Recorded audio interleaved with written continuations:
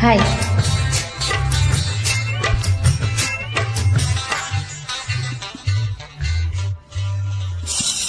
సూర్యుడే చురచుర చూసిన చీరనే వదలరు చీకటి చెదిరిన ఆకులే కేకలు వేసిన కౌగిలే వదలను వాకిలే పిలిచిన స్నానానికి సాయమే రావాలని తగువా.